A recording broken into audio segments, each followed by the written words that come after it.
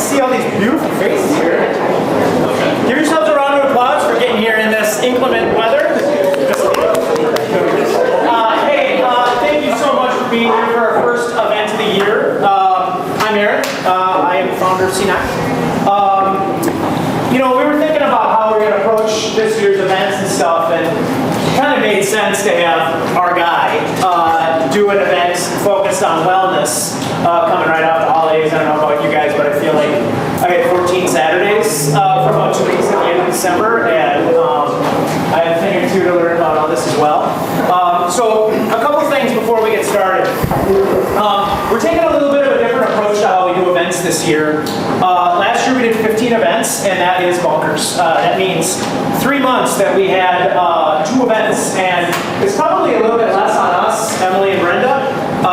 However, it was a lot for you guys, right? So some events I was hearing that I couldn't make it to that event because I went to that event a little earlier this month. So we're doing 1 event per month, and we're taking a little bit of a different strategy to where we're doing a wellness event, a social event, and an educational event every quarter. And so this is the wellness event. Next month is going to be February 13th. You're going to be seeing an email come through. That is going to be at St. Paul Curling Club. We're going to do a lunch and learn to curl. So Daniel Metcalf is one of our members, and he's going to give us a little bit of a tutorial on how to curl, and then we're going to have open curling and a lunch buffet, so that'll be pretty sweet. Networking and all that stuff. And then March 19th, we're partnering with Keystone Group International at Abyssinia Cultural Center. Those of you that came to that event last year, to the Abyssinia event, Cultural Center, that is a great space, and it's awesome to be able to bring people into that, to Abe's community. That is going to be, it's called Beyond the Buzzword, Culture is Your Competitive Edge. So it'll be a culture-focused event. So that's going to get us through the first quarter. I would love to wrap off all the other stuff that we have going on for the rest of the year, but it's all on our calendar. So coalition9.com/events, so check that out. In about the next week or so, we're going to have a subscribable calendar that you'll be able to just dump into your Microsoft Outlook or your Gmail or whatever to be able to subscribe to that and then just have it on your calendar and then focus on registration. So with that, I'm going to welcome up John Naughton. Verseek is one of our community supporters. I'm super proud of the community supporters that we have that are supporting us again this year. This is outdated, however, you can see Verseek right here, renewed, so thank you again for supporting us for another year. So this banner will look very different next month when we announce our community supporters next week. So, John, come on, tell us a little bit about Verseek. Well, thanks first and foremost for being here. It's fun to have all the energy in our home on Friday mornings. We have about 5 people here, so. Logistically, I'll say real quick, if coffee runs out, just find me, I'll make more. Bathrooms, for those of you that haven't been here, right around the corner. And then Verseek, so I see a lot of familiar faces, many I don't know. My team places finance and accounting people on an interim basis, but we as a firm do so much more. And I always like to talk about what we do, because that might apply to you or people you know. So Verseek, we call it 3 primary legs: executive search, direct search, or we'll call professional search, which is most professional roles, other than legal, wholesale, and then interim. So usually still 40 hours a week, shorter duration, shorter than a year. So that's what we do. If you guys are looking for whether it's roles or if you know people that are looking for opportunities, nothing more that I enjoy than being able to talk to them and introduce them to people that on the other side of the wall that are experts in areas that I am not. So welcome. Thanks for being here.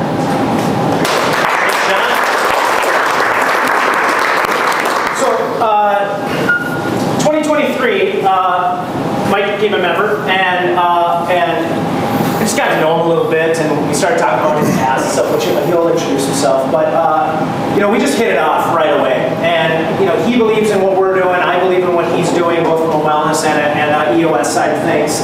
And it just kind of blossomed into this thing. And we did a lot of testing last year through the wellness side of things, trying different things, different places, different locations. We found out that Tuesday mornings suck for people to be looking at ideals and who has their L10 stacked in the morning, so if you can never make one. So that's why we're doing it a little bit different. Mike does this because he believes in what we're doing. I can't thank him enough for investing the time into doing this and being here. We're not compensating him. He supports us in multiple ways, much less being a sponsor of this wellness series. So I'd love to welcome Mike Jones up, a friend and a member, and I'm going to let you take it from here, brother. Thanks. Thanks, sir.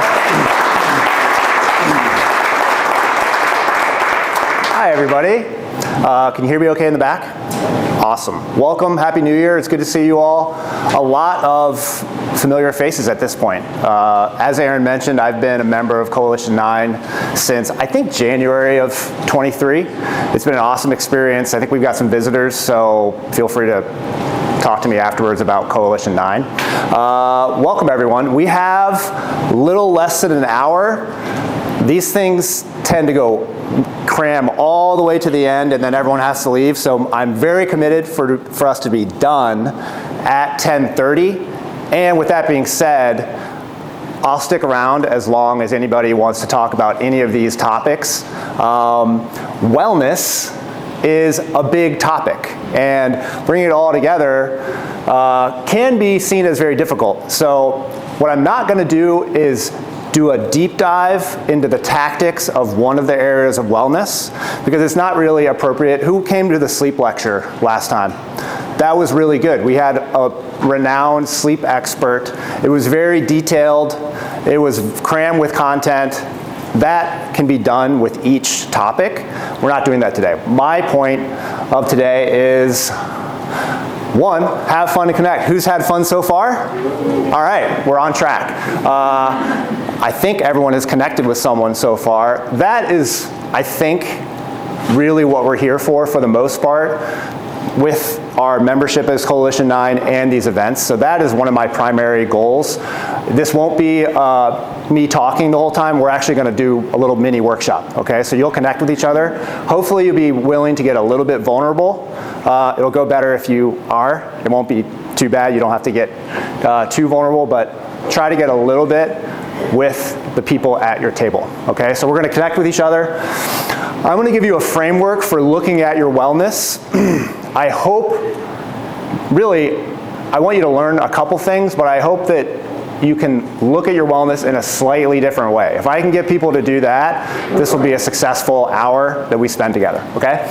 And then a better wellness plan. So actionable way for you all to come out of the room with confidence that you can have a better year than you did last year, and that you have a plan for something that you can work on, okay? So those are my objectives, and I'm gonna set the stage. I'm gonna introduce you to my 7 elements. I'm gonna say it multiple times. The 7 elements are my 7 elements that I think are the most important.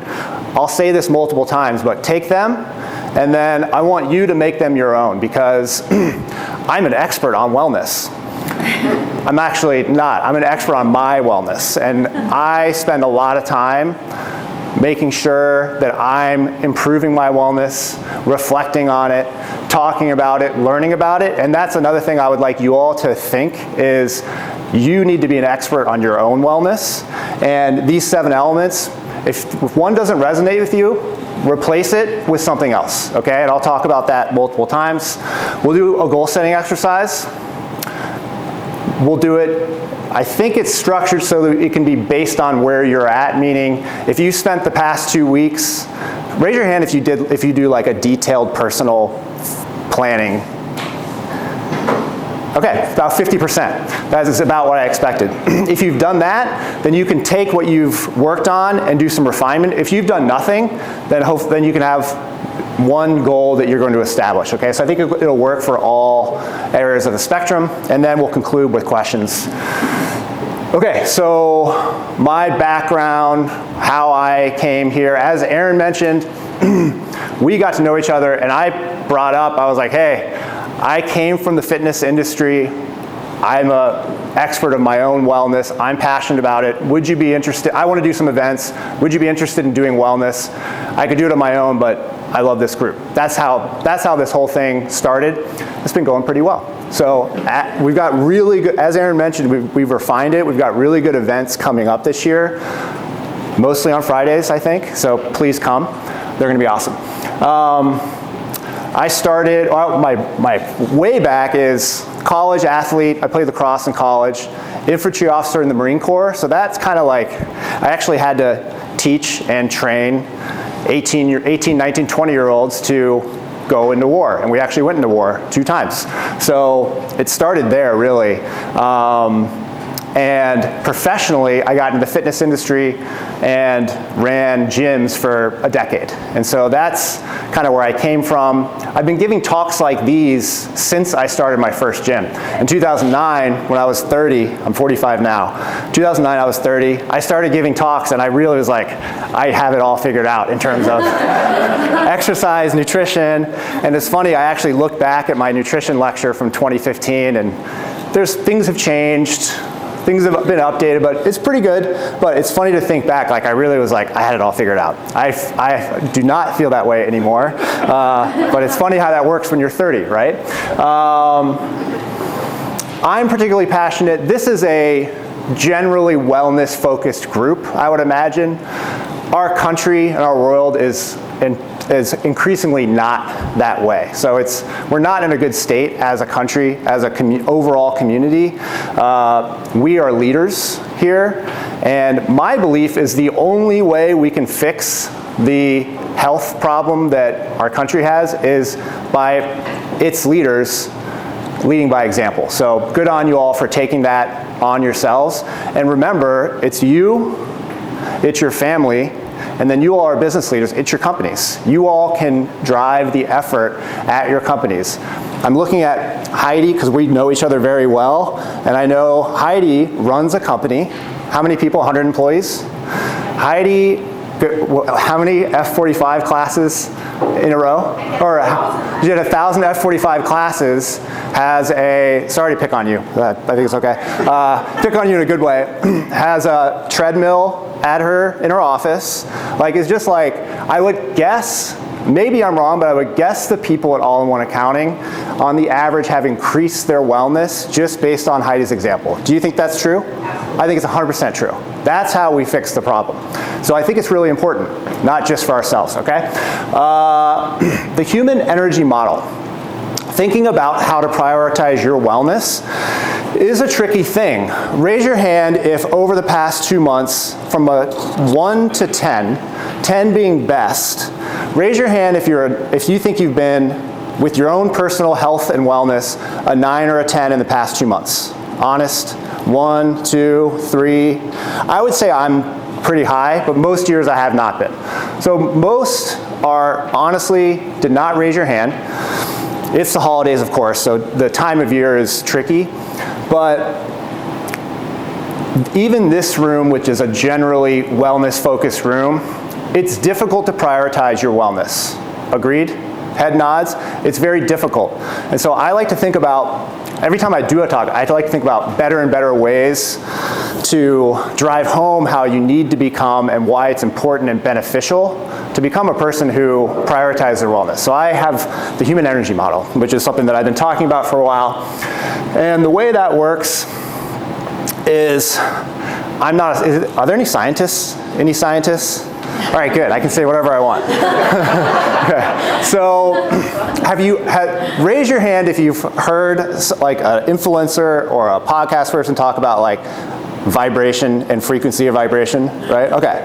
So, it sounds like a woo-woo, real out there kind of thing. And the general concept is we're made up of energy, right? We're made up of particles, and our particles are organized in a certain way, and the science, physics and science actually backs up that when you have feelings of joy, gratitude, love, your energy aligns in a more organized way, and that's where it comes from. You're vibrating at a higher frequency, all right? And then when you have stress, fear, anger, you're vibrating at a lower frequency. And it's all about your energy, because we all are made up of almost entirely human energy, all right? And so that is a way of explaining how you show up. So like today, when you show up, when you're coming to this kind of event, you know whether you're feeling good, you're ready to talk to people, you're ready to be present and focused, right? Or if you're having a bad day, you're not feeling good, you didn't get any sleep, you're like, I gotta shake it out, I gotta figure it out, the more you can be in the lean forward, high vibrational frequency, feeling good, ready to be present, the better you can perform in your work, in your families, and everything you do, okay? And so this general concept is related to how we take care of ourselves, where as we think about, well, I need to do my work, I need to be a family person, I need to show up in my community, the more we take care of ourselves, the easier it is to show up with a high vibration, the better we can do, okay? So my argument over and over again when I talk to people is, if you don't think you have time to work out or get sleep, if you're like, I'm gonna cut out a couple hours of sleep so I can do this, you're gonna show up at a lower frequency, you're gonna perform worse. As we get older, we see it, right? When I was 30, I didn't notice. I would just show up, work hard, grind it out. Now that I'm 45, it's much clearer, okay? So as you get older, you notice. As you go through phases where you're taking better care of yourselves or worse, you also notice, okay? Does that make sense? That's one way to think about and try to remember when you're going through your January. Right now, it's the first week back. You've got all kinds of meetings, presentations, whatever you have to do.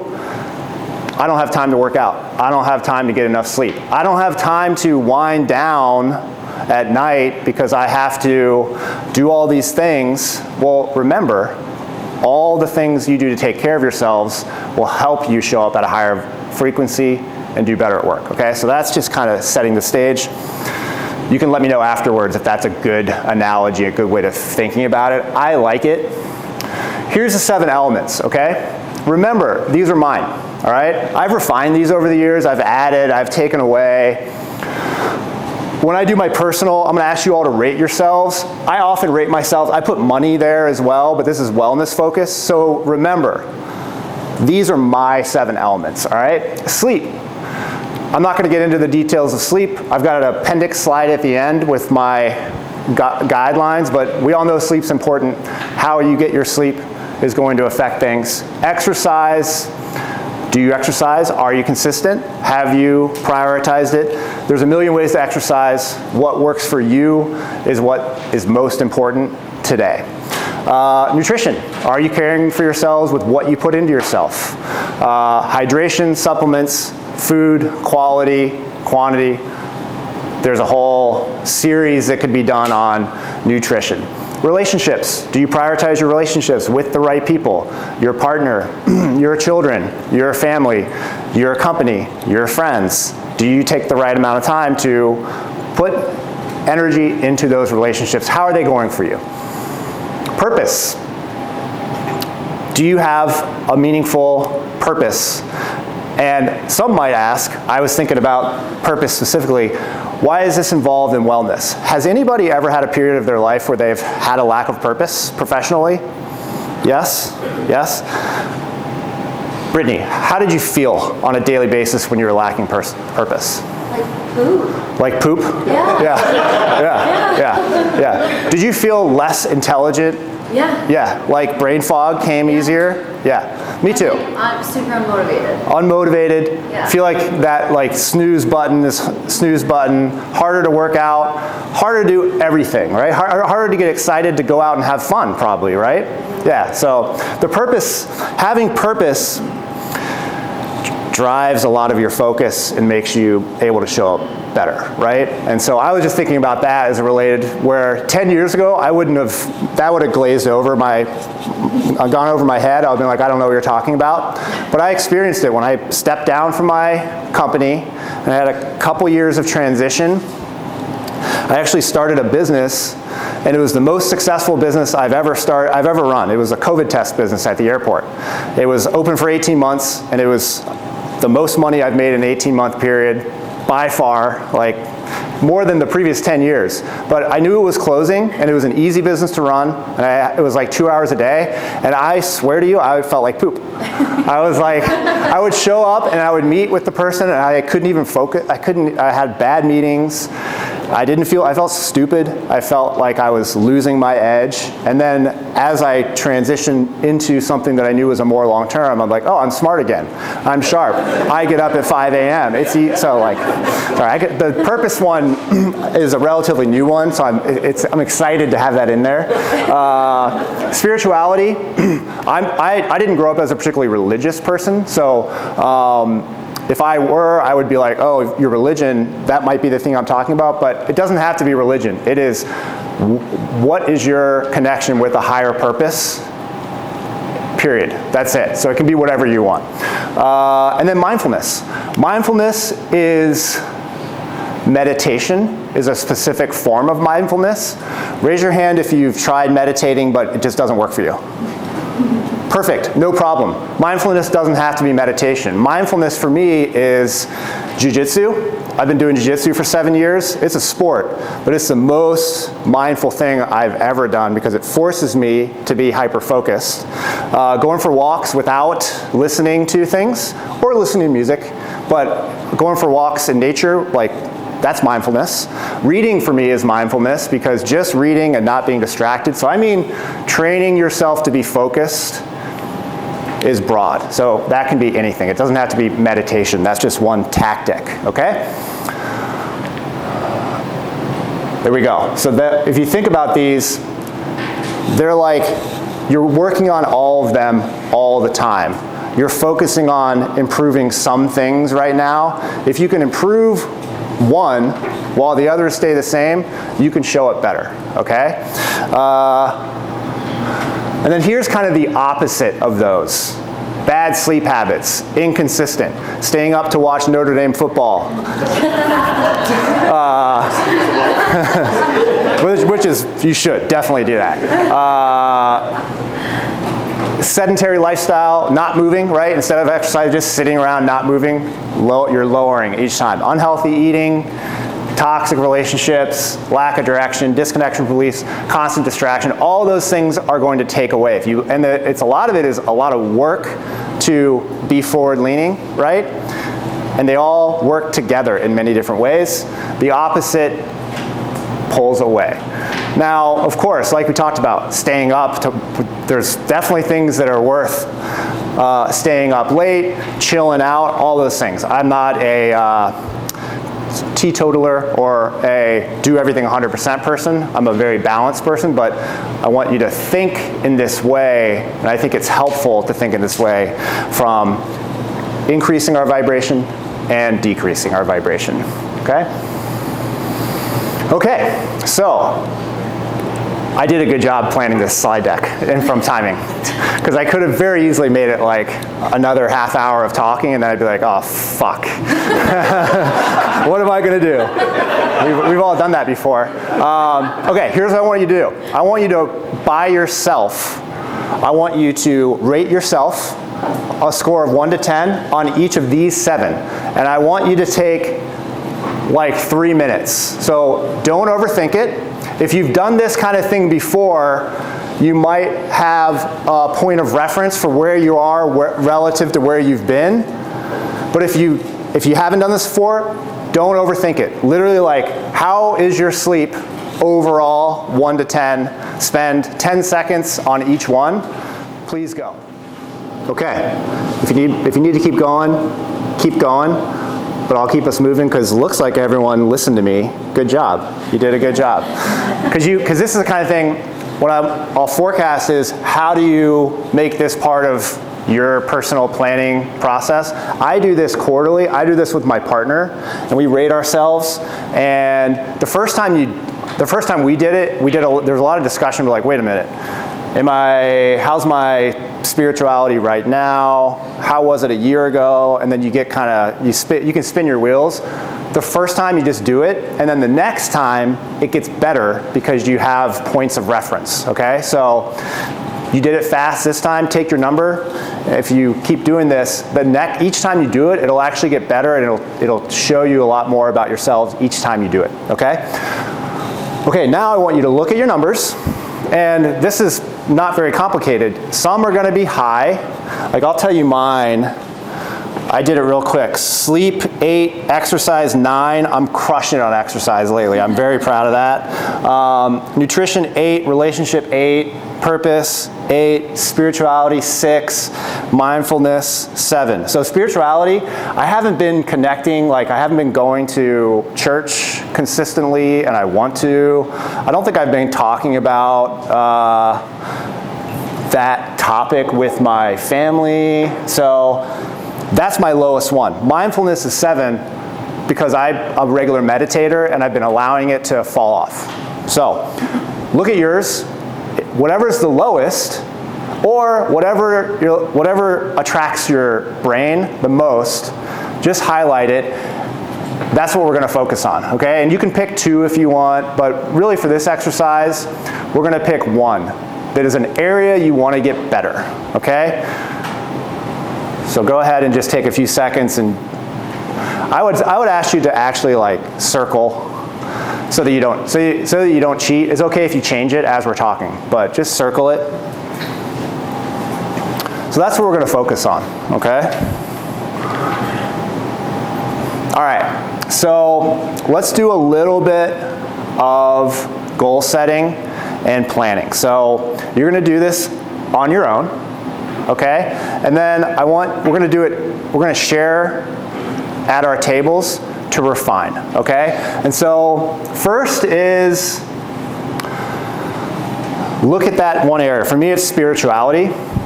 And think about yourself a year from now. So in January, we're back here in Versique, and we do a recap session. We're not going to do that, but if we were here a year from now, so like Steven, I'm looking at you a year from now, January 2026, if you made some substantial improvements of that area, what would life look like?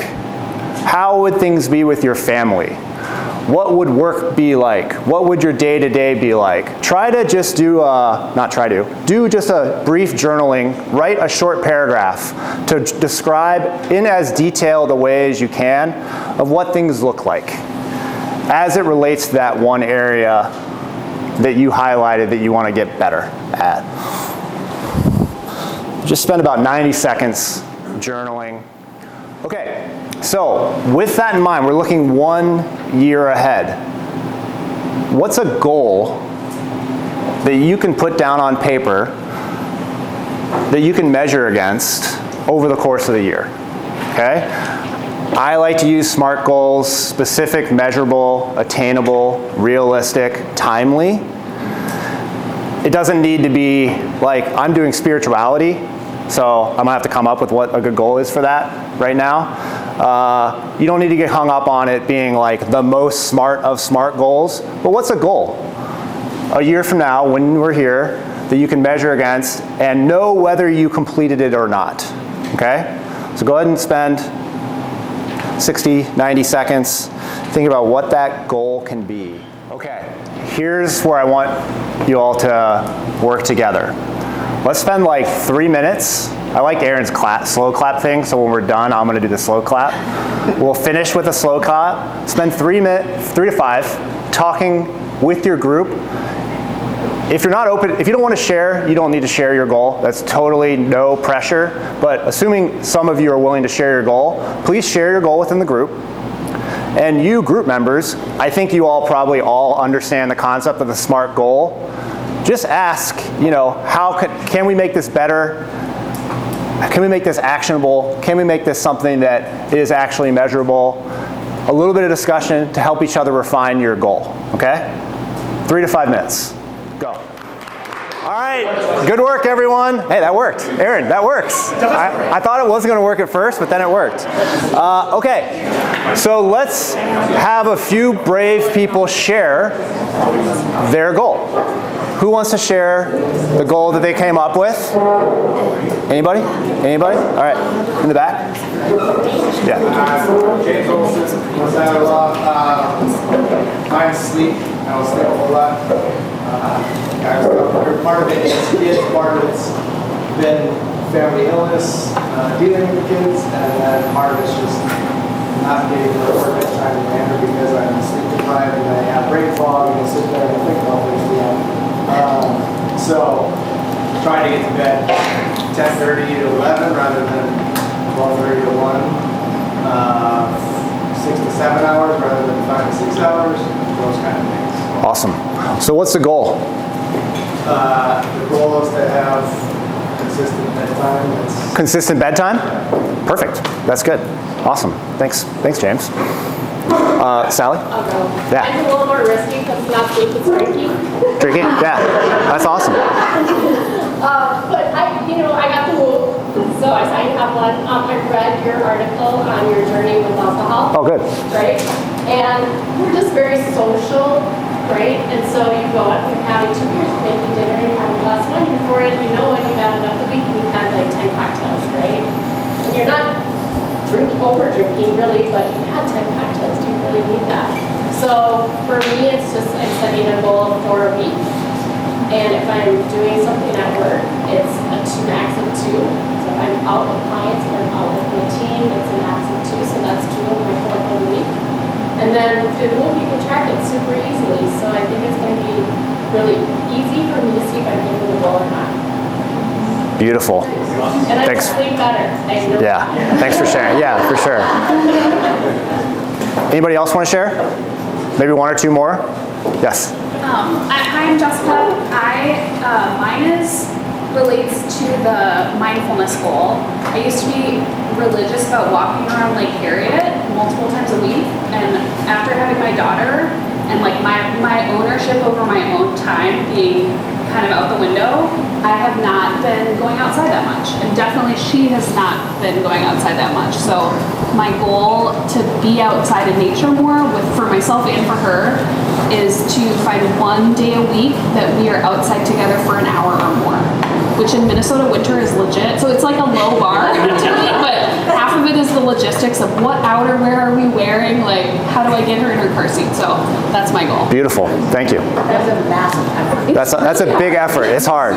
1 more? I'll give it 1 more. Did anybody have a spirituality one? Did? Okay, cool. Cheat on somebody else. I had one. Yeah, I'm trying to get the. Go ahead in the back, Joe. I was just going to say I'm in the same boat as you with mindfulness. I've got a 3-year-old, a 1-year-old, and 1 on the way, and it's hard to find time. So I guess my question to the group is like, what are cheat codes when you have little kids? If I work from, I'm gone from 6 to 6. Got to get the kids to bed by 7:30. And where do you find that time? Or what have people done to kind of tackle that? Getting outside or going for a walk? I don't know what the solution is. Let's get 3 experience shares. You got one? I don't know it. So I'm here for answers. Not Oh, okay. That's a tough question. It's tough when you got the young kids. So for me, just real quick off the top of my head is 10 minutes is all you need for meditation. So do you meditate? I've tried. Walking would be better for me. Okay. Being outside or doing something. So yeah, walking is the best for me. Take the kids out, take one of the kids out, just get outside is the other one for me. Who's got another experience? In the car. Like you're In the car? driving the kids everywhere, like on the way to daycare, on the way home from work. That is the one consistent time I have alone. And so I repurpose that to be, is that my time for a podcast or to sit with myself? So when I get in, I just check in and say, how am I going to use my special time? Okay. Yeah. Nice. Love it. Go ahead. I call them microbursts. Every time you open the door, what's going on? Sitting at a stoplight, how am I doing? Just breathing and checking in with yourself. Right. And finding those consistent things throughout your day. That's beautiful. I like that. I've got a mindfulness slide I'll hit if we have time as well, that covers a couple of those. Okay.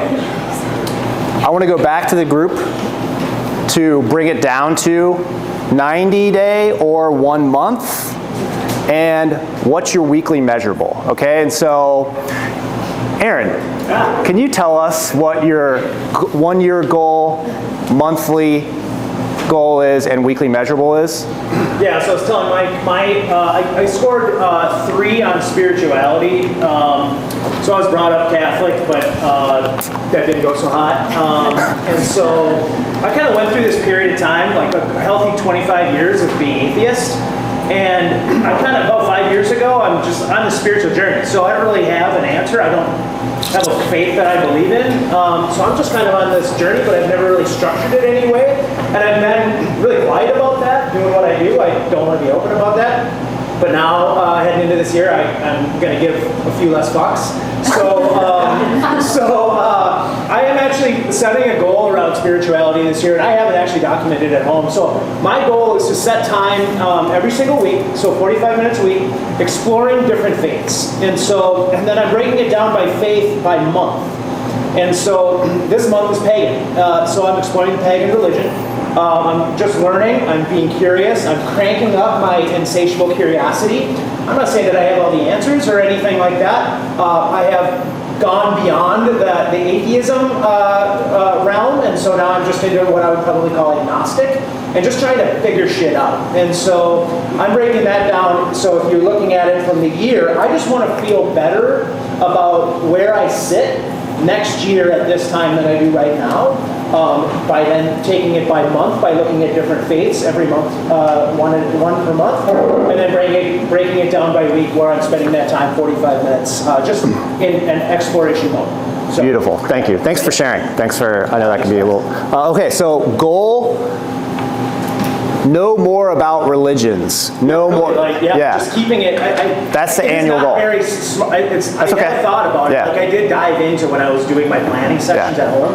I don't think I can have a SMART goal for that. I don't think so either. To me, it's a feeling. Yeah, it's a feeling. Okay, so that's his goal for the year. He broke it out into month is learn about a new faith. Each month, his weekly measurable is spend 45 minutes per week studying. Pretty good, right? Pretty measurable. He can measure his progress every week, and I would encourage you to do that. Okay, so please spend 2 minutes with each other. And what I want you to do is finish the discussion with a weekly measurable that you can report to your partner, yourself, someone, so you can know how you're progressing, all right? Please do that with the group. That was good, all right. Okay, excellent. Can I get one share of a weekly measurable with your goal? Please, one share. Anybody? Anybody? Anybody? I'll go fast. Okay, Brittany. Mine is going to change, but right now it's completing all my PT exercises. PT exercises? I'm healthy enough to basically create new weekly goals. Okay, cool, awesome, thanks. One more? Yeah. So mine is purpose focus, so part of developing my purpose is daily journaling, daily reflection, morning and evening, and weekly recaps of those, and monthly recaps of my weeklies. Beautiful. What's the goal? Did you have a goal for the year? Clarity and definition of my purpose. Awesome. That's good. Thanks for sharing. That's great. Okay. Did anybody make progress on anything in their life that they think they can improve? Yeah. Okay, good. All right, awesome. That's the goal. Okay, how do we make this stick? We go through these goal setting exercises, we pick measurables, we do all these things, and we all know, people make New Year's resolutions, 92% of them fail by February, something crazy like that. We're not like those people. We're successful people that complete our goals. How do we make that happen? How do we make these kind of things stick? Track and measure weekly, right? You came up with one measurable per week. Of course, you did it in a total of 7 minutes with some pressure. So go back, sleep on it, revisit on Sunday, make sure the measurables are good. I run EOS, which many of you know what that is. I use EOS with my personal life and family, and I have a weekly scorecard. I'm a company of 2. I've got a full-time assistant. I do my level 10 with him, and I share my scorecard with him, and it's got my personal stuff in it. So I tell him how many times I have drugs and alcohol every week. And I'm like, 4. And he's like, well, actually, there was like 1, but there was like 7. And I was like, 7, Hassan. He's like, Mr. Mike. He lives in Pakistan, so I don't think he drinks. He's like, Mike, 7? I'm like, yeah, I'm being honest with you. So, but it helps. It like actually helps drive results. That weekly measurable, if it is aligned with the goal, right? You can be honest, Jason, with yourself or your partner or anyone, or ChatGPT. You can create a GPT. You can be honest about, did you journal your allotted time this week, right? And you'd be like, yes or no. The other one is be honest with yourself. It's amazing how our devious little minds will change and trick things. So with these measurables, you do want to make it yes, no, a number, something, so it's hard to lie to yourself. We lie to ourselves. Work on being honest with yourself. It's hard to do that and important. Find an accountability partner. I talked about that. Anyone will do. I mean, some are better than others, but having an accountability partner helps. And then make it your own. That gets to the 7 elements. Make them your own. If one of these is not important to you or it doesn't really matter that much, remove it, add something else. I mentioned, so like, I use another, I have money in there that I have quarterly, and I have where I live in there, because I like to check in with my partner on where we're living, and that helped us drive a decision in 2028. We're going to move on a lake because we shared each quarter, actually each month for a while, a score, and it was like, I'm at 7 where I live because I don't want to live in St. Paul anymore because all the businesses are closing. So let's talk about it, right? Okay, so make it your own. And then do it repeatedly. So do this every month or quarter, whatever works for you. You'll find that it starts becoming more illuminating as you do it. Just like any of these kind of processes, if you do this with your company, the first time you do it, you'll suck at it. It won't be that meaningful, but you'll get better and better at it. Same goes with you as an individual, okay? Okay, that's it. We're 5 minutes to go.